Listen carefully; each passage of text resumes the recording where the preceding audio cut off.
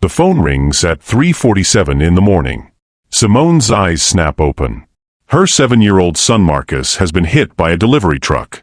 Critical condition. The ER doctor's voice is steady but final. We need to reach his father immediately. There's only one problem. Marcus's father is Alexander Rothschild, a billionaire who erased her from his life 5 years ago. The man who chose his empire over her. The man who destroyed her with a legal settlement and a non-disclosure agreement that forbade her from ever contacting him again. Her hands shake as she dials the number she memorized but swore she'd never use. It rings. Once. Twice. He answers. His voice is deeper now. Colder. The weight of 5 years sits between every word. Alexander Rothschild. She can barely breathe. But the words come anyway. Alexander, we need you. Marcus. He's your son. And he's not waking up. The silence that follows lasts 3 seconds. In those 3 seconds, everything changes. Because Alexander has a secret.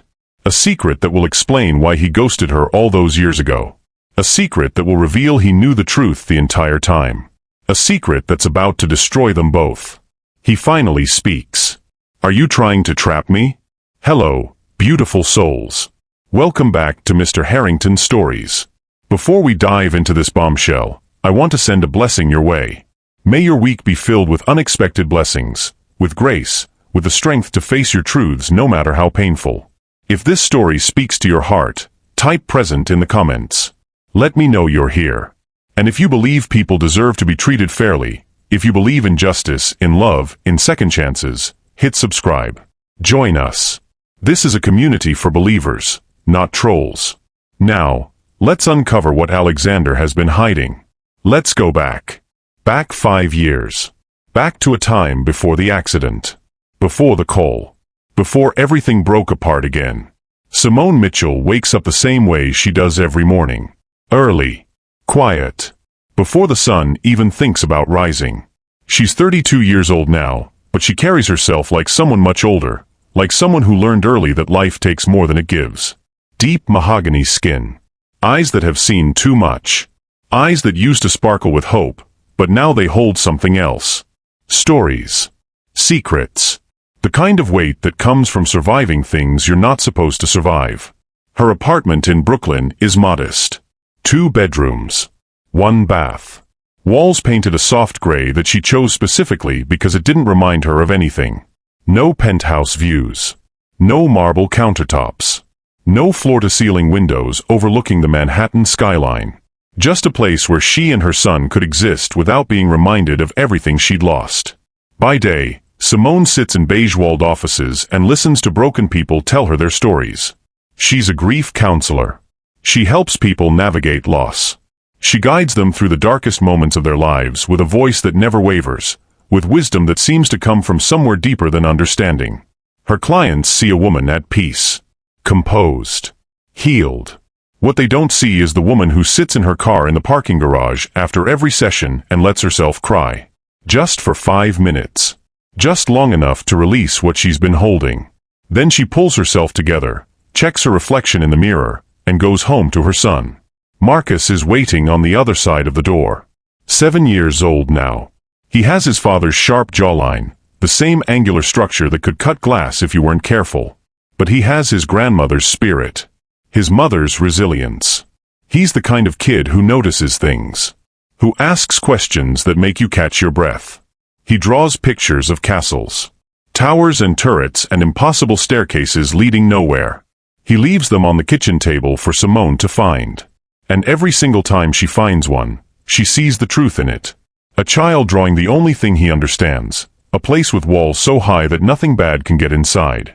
Sometimes when they're sitting at dinner, just the two of them, at a table that never quite feels full, Marcus looks at her with those sharp eyes and asks questions she's not ready to answer.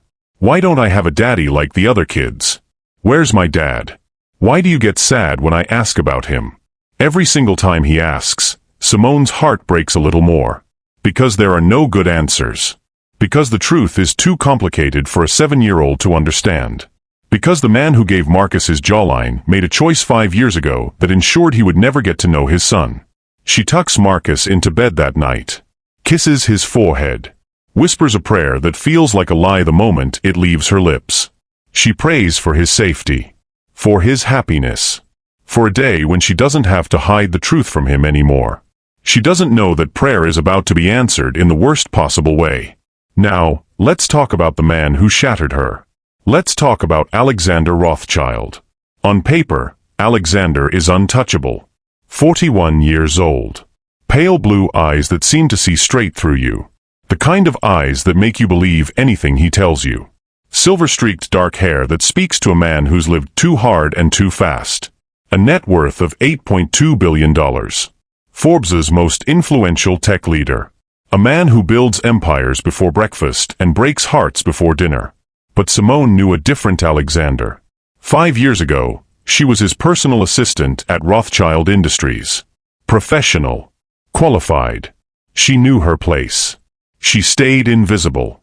She was good at her job, which meant she was good at disappearing into the background. Then one late night in his office, something shifted. She was organizing documents. He was reviewing quarterly reports. It was ordinary. It was routine. Until he looked at her. Really looked at her.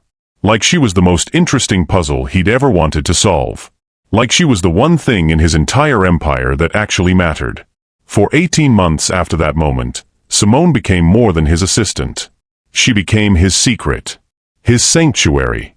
His undoing. Private jets where they could be alone without being seen. Penthouse suites overlooking Manhattan, high enough that the rest of the world felt small and irrelevant. Midnight laughter in borrowed time. His hand finding hers under boardroom tables during meetings where they were both pretending he didn't own her thoughts completely. He would cancel meetings. Entire afternoons blocked off just to spend an hour with her. Just to sit in his office with the door locked and the city glowing beneath them. And for a moment, pretend that he was just a man and she was just a woman, and neither of them had empires to build or lives that made sense to anyone else. He told her he loved her. He told her she was carrying his child. He told her they would start over. Leave it all behind. Move somewhere quiet. Somewhere real. Buy a house with a garden. Raise their son away from the noise and the greed and the people who wanted pieces of him. She believed him. God help her, she believed every single word. Then came Victoria. Victoria Ashford Chase. Pale skin. Blonde hair. A smile that could cut glass if you pointed it at the right person. She was the daughter of the Ashford pharmaceutical dynasty. She was Alexander's ex-fiancée. The woman he was supposed to marry before Simone entered his world and made him forget how to care about anything except her. Victoria didn't lose gracefully. She never had. People like Victoria don't accept defeat, they engineer comebacks. She arrived at Rothschild Industries one Tuesday morning with a folder. Inside that folder was evidence. Emails. Documents. Fabricated proof that Simone had stolen proprietary technology worth millions of dollars. The setup was so clean, so calculated, that even Simone's denials sounded like desperate lies. Like the excuses of a woman who'd been caught with her hand in the cookie jar. But here's what Victoria didn't account for. Alexander believed her. Not because the evidence was convincing. Not because he investigated and found the truth lacking. He believed her because believing Victoria meant something simpler. Believing Victoria meant he could keep his empire. It meant he didn't have to choose. It meant that the woman carrying his child, the woman he'd promised everything to, could just disappear. In one brutal night, he ended everything. A legal settlement. An NDA with teeth so sharp it meant she could never speak his name in public again. Silence. A woman erased from his life like she'd never existed at all. Simone raised Marcus alone. One paycheck at a time. One prayer at a time. She never told him the truth. Never spoke his father's name, not once. Built a life so quiet, so private, that no one could ever hurt them the way she'd been hurt. She didn't date. Didn't dream about relationships or second chances or the fairy tales she used to believe in before Alexander taught her that they were just lies people told themselves to get through the day. She just survived. Day after day after day. Marcus never asked why his birth certificate had a father's name on it. Never questioned why Simone changed the subject whenever he brought up family or fathers, or why other kids had both a mom and a dad. He was just a kid who loved his mother and trusted that she was telling him the truth. But she wasn't. Every day, she wasn't. The quiet terror of raising a child you can never fully explain. The weight of a lie you tell every single day. The fear that one day, he'll realize that the woman he loves most has been deceiving him his entire life. And he'll understand that the father he never knew, the man whose name appears on an official document, was never coming. Secrets have a way of making homes feel smaller, of making silence louder. It's 7:15 in the evening on a Tuesday. Marcus is walking home from school. He does this every day. He knows the route. He knows which streets are safe and which ones to avoid. He's 7, but he's responsible. He's careful. He's the kind of kid who looks both ways before crossing. But at 7:15 on this particular Tuesday, a delivery truck runs a red light. One moment, Marcus is alive and walking home, thinking about the dinner his mother promised him and the castle drawing he wants to show her. The next moment, he's unconscious on pavement. His body broken in ways that won't become clear until the doctors start running tests. The ambulance arrives. The sirens wail. Simone gets a phone call from a stranger's voice telling her that her son has been in an accident and she needs to come to St. Luke's Hospital immediately. She doesn't remember driving. Doesn't remember parking. Doesn't remember running through emergency room doors or screaming her son's name until a security guard had to hold her back. All she remembers is the neurosurgeon's voice. Clinical. Practiced. Explaining words like internal bleeding and pediatric ICU and critical condition and surgery required. Her son needs surgery. The only surgeon who can save him is the best specialist in the country. But there's a complication. There's always a complication. The neurosurgeon needs signatures from both legal guardians. He needs consent from both parents. Marcus's birth certificate is buried in a locked box in Simone's apartment. It sits there in the dark, surrounded by photos of a man who never wanted to be found. And it lists Alexander Rothschild as the father. Simone stands in a hallway that smells like antiseptic and desperation, and she realizes the truth. She has no choice.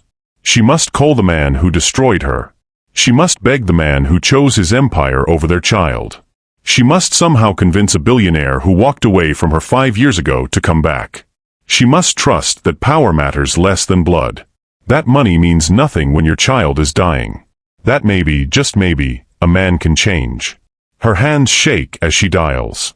The phone rings in Alexander's Manhattan penthouse at 3:47 in the morning. And in that moment, everything that came before, 5 years of silence, of secrets, of raising a child alone, becomes irrelevant. Because the past doesn't stay buried. It just waits for the right moment to come crashing back. So tell me, beauties, would you make that call? Would you reach out to someone who broke your heart that completely, or would you find another way? Would you swallow your pride and your pain for your child's life? Drop your answer in the comments. Let me know what you would do. Alexander Rothschild answers on the third ring. His voice is deeper than Simone remembers. Older. There's something heavy in it now, exhaustion maybe, or the weight of 5 years spent building things and breaking people. He speaks his name like he always does. Like a statement of fact. Like a warning. He doesn't recognize her voice at first. There's a pause, that dangerous space where her past and his present collide. When she says her name, everything stops. The silence is deafening. 5 years of carefully constructed distance crystallizes into one frozen moment. A moment where neither of them can hide anymore. His voice changes when he speaks again. It tightens. Becomes something sharper. She tells him everything. The accident. The delivery truck. Marcus bleeding on the pavement. The ambulance. The emergency room. The ICU. The neurosurgeon's words about internal bleeding and surgery and critical condition. And finally, the birth certificate. The legal document that proves this is his responsibility. He listens. But he doesn't say yes. Instead, he tells her he needs to verify this. That he'll have his team contact the hospital. That he needs proof. The word hits Simone like a physical blow. Verify. As if her voice, the voice he once whispered promises to, means nothing. As if she's still that woman he accused of stealing millions. As if 5 years and a dying child aren't enough to break through the walls of distrust he spent half a decade building. She realizes something in that moment. 5 years hasn't changed him. Not in the ways that matter. He's still the man who chooses doubt over belief, who trusts lawyers more than love. Alexander arrives at St. Luke's Hospital at 5:47 in the morning, 40 minutes after her call. He's wearing an Armani suit, charcoal gray, tailored perfectly. Designer shoes that cost more than most people's monthly rent. He looks like a man who's never had to wait for anything in his life, who walks into rooms and expects them to reorganize themselves around his presence. He walks straight past Simone in the waiting room, doesn't acknowledge her, doesn't pause, just walks directly to the neurosurgeon's office like he knows exactly where it is. She follows him. For the first time in 5 years, they stand face to face. The lighting in a hospital is always cruel. It highlights every line, every change, every way that time has marked a person. Simone sees it all on his face. He's aged. There are lines around his eyes that weren't there before. His hair has more silver. He looks like a man who's been fighting battles she knows nothing about. But when he looks at her, his expression is empty. Like she's a stranger. Like the woman he once promised to give up his entire empire for has become a ghost he no longer recognizes. Or maybe worse, like she's someone he's been trained to forget. He doesn't greet her. He doesn't ask how she is. He turns to the neurosurgeon and asks the only question that matters to him. Is he mine? The surgeon hesitates. Explains that without a DNA test, there's no way to confirm biologically, but the records indicate. Alexander cuts him off. He wants a DNA test. He needs proof. The words are a knife. Simone steps forward because she has to. Because 5 years of silence just evaporated and she needs him to understand what he's asking. She asks him if he really wants a DNA test while their son might be dying in an ICU. While surgeons are prepping operating rooms and Marcus is still unconscious and nothing matters except getting him to survive the next few hours. Alexander's eyes finally meet hers. They're cold, guarded. The eyes of a man who's learned that trust is a liability. He tells her he needs to make sure she's not running some kind of con. She signed an NDA. She's not supposed to even know his phone number. Now she's calling him in the middle of the night, claiming he has a child he never knew about. How is he supposed to believe that? The surgeon excuses himself, sensing the danger in the hallway. He leaves them standing in a corridor that smells like antiseptic and broken promises. Simone's voice cracks when she speaks. Because you abandoned me. Because you abandoned us. She tells him she protected Marcus from that pain. She raised him alone. Every day, she's been alone. And the only reason she called is because his life is on the line. The words hang between them like a judgment. Alexander's phone buzzes. He glances at the screen. His jaw tightens. Just slightly. Just enough that Simone sees it. He tells her he needs to take this and walks away. Into a nearby waiting room. Behind glass walls where she can see him but can't hear him. She watches him talk. His expression shifts in real time. From cold to something else. Something that looks almost like alarm. He runs his hand through his hair, that gesture. That specific gesture that means he's afraid. It's a gesture she remembers from 5 years ago. From late nights in his office when business deals had fallen apart and he'd stood by the window looking at the city like it owed him something. His conversation is brief. He ends the call and turns to find her watching. He walks back toward her slowly. Like he's trying to figure out how to say something that can't be unsaid. That was Victoria. The name lands in the space between them like a grenade. She heard about Marcus. Somehow, she found out. And she's threatening to go to the media. She's threatening to claim that if Alexander acknowledges paternity of a child he supposedly didn't know about, it proves he's an unfit father. An unfit CEO. She has lawyers ready. She's prepared to destroy his entire custody case. Simone's voice comes out barely above a whisper. Custody case? Alexander says the words and they change everything. He has a daughter. A 4-year-old. With someone else. A woman whose name he doesn't say. Victoria's been fighting him in custody court for months. Using the daughter as leverage.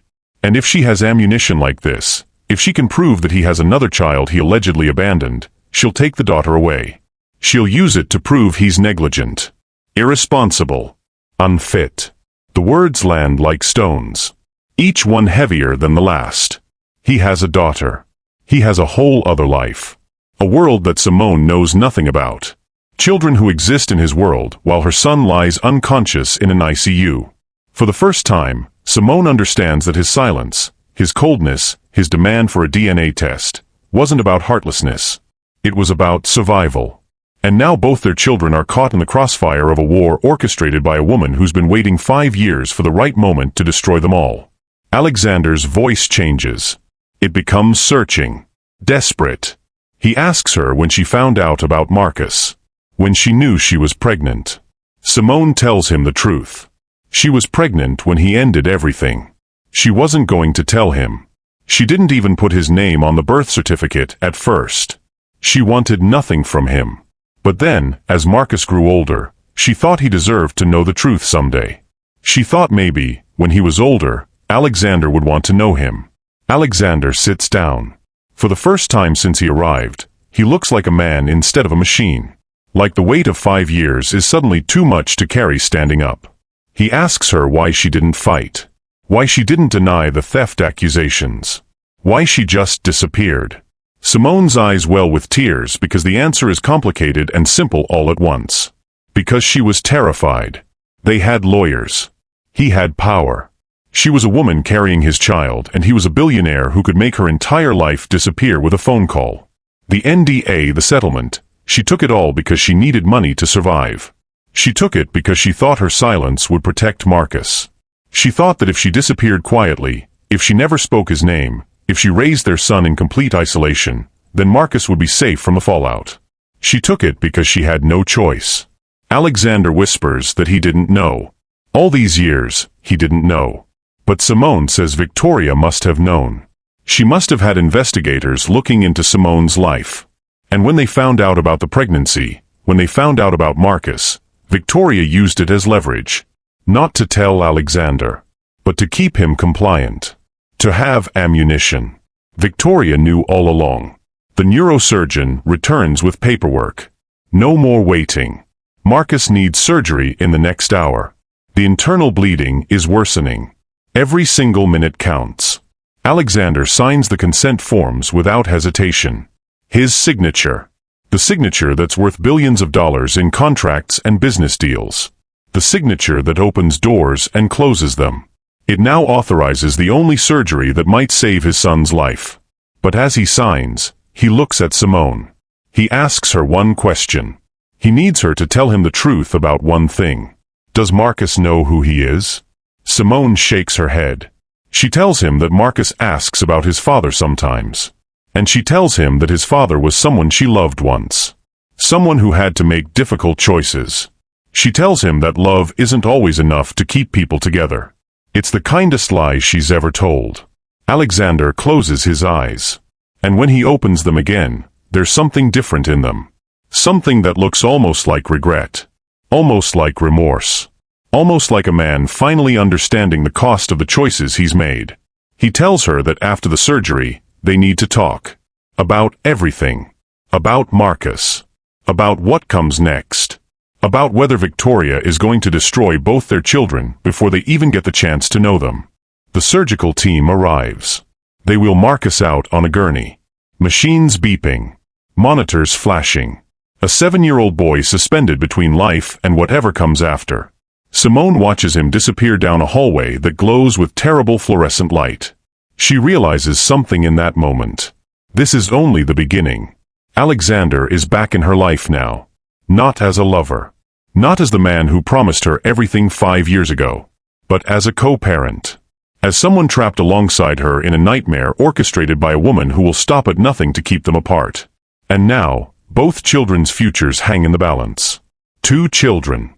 2 worlds. One woman determined to destroy them all. This is getting intense, beauties. So tell me, do you think Victoria is the real villain here, or did Alexander's choices create this entire nightmare? Did he bring this on himself? Or was he just a man trying to survive a situation that spiraled out of his control? And what would you do in Simone's position? Would you let him back in? Would you trust him with your child's future after what he did to you?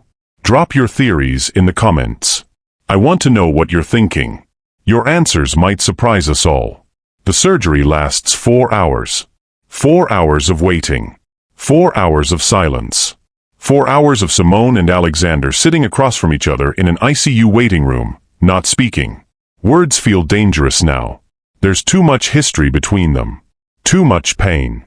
Too many things that can't be unsaid once they're out in the air. Alexander stares at his phone. Scrolls through something. Then, without warning, he does something Simone doesn't expect. He turns the phone toward her and shows her the screen. There's a little girl. Maybe 4 years old. Dark curly hair. His pale blue eyes staring back at the camera with a smile that holds no guile, no knowledge of the war being fought in courtrooms on her behalf. He tells her the girl's name is Sophia. He tells her he didn't know about her either. Not until after his relationship with her mother ended.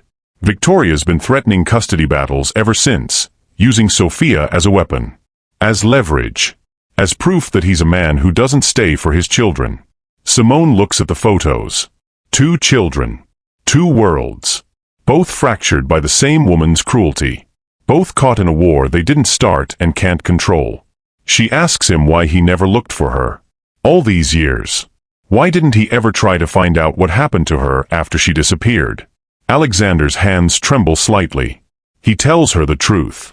Because every time he thought about her, it felt like admitting he'd made the biggest mistake of his life. And he couldn't afford that admission. His business partners needed him to be the man who made the right choice. The board needed it. Victoria needed it. They all needed him to be the man who chose the empire. If he looked for Simone, he'd have to face the truth. That he chose wrong. That he let the fear win. That the woman he promised everything to, the woman carrying his child, meant less to him than his own survival. 2 people sit in a waiting room surrounded by the beeping of machines and the fluorescent hum of a hospital keeping vigil over a boy who belongs to both of them. 2 people trapped by pride. By fear. By the consequences of choices made in desperation. The neurosurgeon appears. He doesn't announce himself dramatically. Doesn't make a performance of it. He simply walks into the waiting room and delivers the news that rewrites everything. Marcus made it through surgery. The bleeding has been stopped.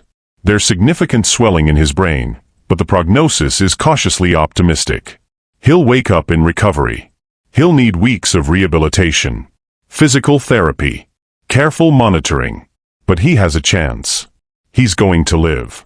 The words land softly at first. Then they expand. They grow. They fill the entire room with a kind of light that only relief can bring. Simone collapses.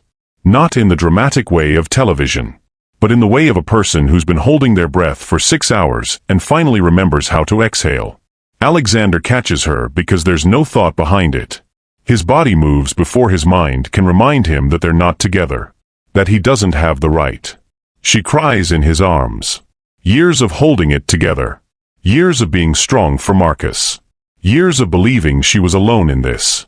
Years of surviving when survival felt impossible. All of it comes out in waves. Alexander holds her.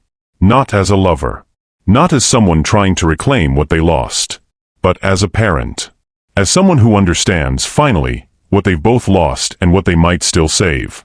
2 people who never stopped loving each other, even when love became dangerous. Even when love became impossible. Later that evening, Marcus sleeps in his hospital bed. Machines beep softly around him. Tubes run from his arms to bags of fluid hanging like life support in plastic form. Monitors track every breath, every heartbeat. He looks small. Smaller than he did before the accident. Like the world has a way of making children seem more fragile once you've nearly lost them. Simone and Alexander sit in a private family room. The walls are a color meant to be soothing. It fails. Alexander tells her he needs to say something. Something that will change everything. He pulls out his phone. Opens his email. There's an investigation report. Pages and pages of documentation. Evidence. He tells her the story carefully, like he's been rehearsing it. After she disappeared 5 years ago, his chief of security started noticing inconsistencies in Victoria's evidence against her. Small things. Details that didn't quite align. It took 6 months, but he proved it was all fabricated. Victoria planted everything. The emails, the documents, the proof of theft, all of it was a lie constructed to remove Simone from Alexander's life. Simone feels the room spin. The foundation of 5 years tilts. He knew. After about 6 months, he knew the truth. Her voice comes out barely a whisper. What? He knew she was innocent and he just let her disappear? Alexander stands up because sitting feels impossible now. He was terrified, he says, and his voice breaks on the word. If he admitted he was wrong about her, he'd have to admit he destroyed an innocent woman's life. He'd have to face what that made him. He'd have to look in the mirror and recognize a man he didn't want to know. And by then, so much time had passed. Months became years. He didn't know how to find her. Didn't know if she'd moved on. Didn't know if she was with someone else. Didn't know if finding her would be rescuing her or further destroying her. So he buried it. He buried the evidence. He buried the guilt. He told himself that the settlement was enough. That she'd be okay. That maybe somewhere, she was living a better life without him. Simone's voice is sharp now. Did he never think to look? Did he never think she deserved to know that he believed in her innocence? That she was worth fighting for? Alexander sits back down. He says he didn't deserve to find her. He didn't deserve redemption. The full weight of his cowardice sits between them like a third person in the room. Love and guilt have made everything more complicated. Trust has become a luxury they can't afford. The next morning, Alexander's legal team arrives at the hospital. They carry folders thick with documentation. They have proof of Victoria's fabrication. Evidence of fraud. Everything needed to not only clear Simone's name but to potentially prosecute Victoria for conspiracy, defamation, and extortion. They have the ammunition to destroy her completely.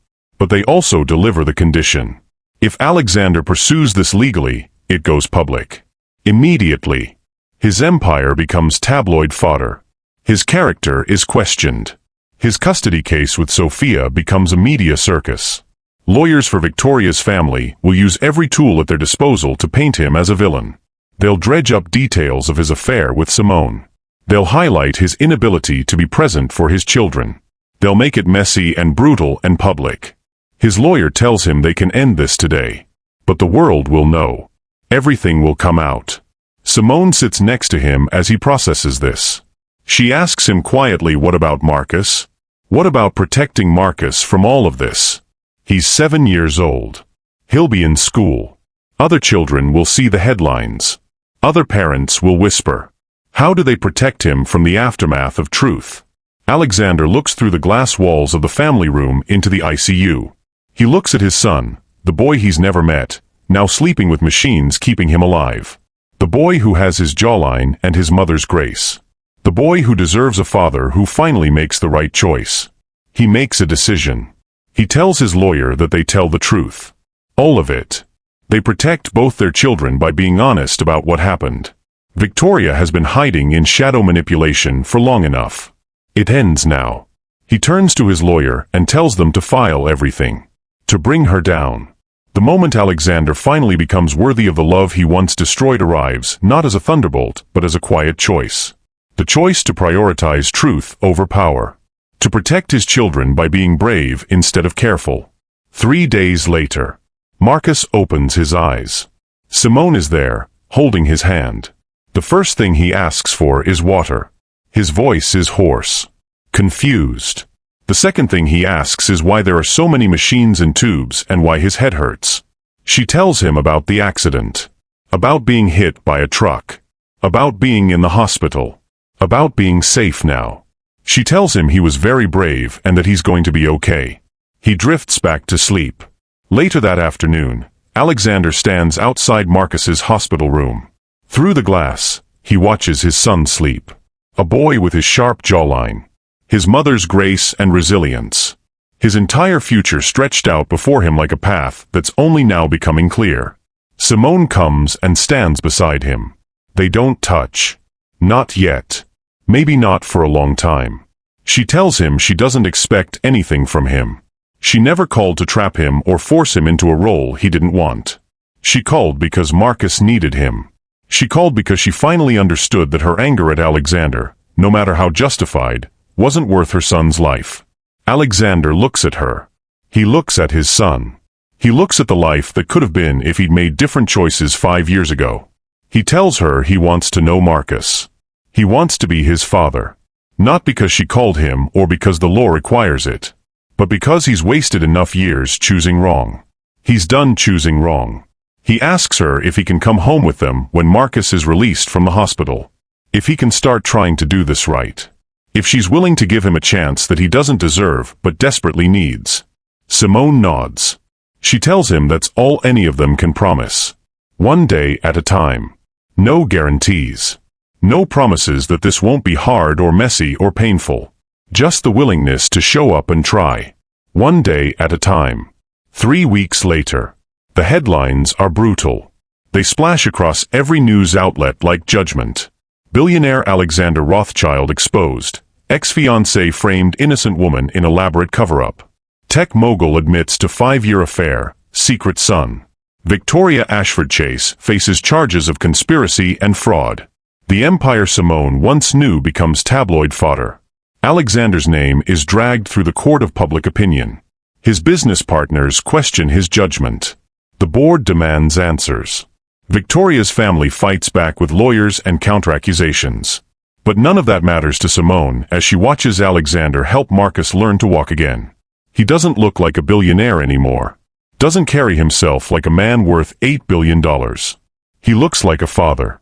A man who's been given a second chance and is terrified of wasting it. He holds Marcus's hand and celebrates when Marcus takes 3 steps without falling. He cries when Marcus says his name for the first time. The custody case with Sophia was settled. Victoria is facing legal consequences. The truth is no longer hidden in shadows and legal agreements. It lives in the light now, complicated and messy and real. But most importantly, Marcus is alive. He's going to be okay. He's going to grow up and ask questions and live a life that his mother fought to give him. And for the first time in 5 years, Simone allows herself to believe something she thought was impossible. Broken things can sometimes be repaired. Not in the way they were. Not restored to their original shape. But in a way that honors both the pain and the possibility of starting again. Life has a strange way of forcing our hand. Of pushing us toward the truths we've been running from. Simone called Alexander expecting nothing. She called out of desperation and maternal love. She called because her son's life hung in the balance and there was no other choice. But what she got was something unexpected. The chance to watch a man finally choose what matters. The chance to see her child's father become a parent. The chance to believe that love, once shattered, can be rebuilt in a different shape. Not the same as before. Not the way they imagined it 5 years ago in penthouse suites overlooking Manhattan. But real. And true. And worth fighting for. Sometimes the greatest love stories aren't about staying together forever. They're about finding the courage to come back. To face the truth. To choose your child over your pride. To become better than you were yesterday. And that, beautiful souls, is a love story worth believing in. This story has shaken me to my core. So I need to ask you, do you think Simone should forgive Alexander completely, or should she protect her heart a little longer? Should she let this second chance become everything, or should she keep part of herself guarded? And most importantly, what would you have done in her position? Would you have made that call? Would you have let him back in? Drop your thoughts in the comments. Share your truth with this community. And if this story reminded you that truth and love always matter more than pride, more than power, more than fear, if it reminded you that redemption is possible even when we don't deserve it, hit that subscribe button. Because we need more stories like this in the world. Stories about people choosing better. Stories about broken things being repaired. Stories about love finding its way back home. I'll see you next time, beautiful souls. May your week be filled with unexpected blessings.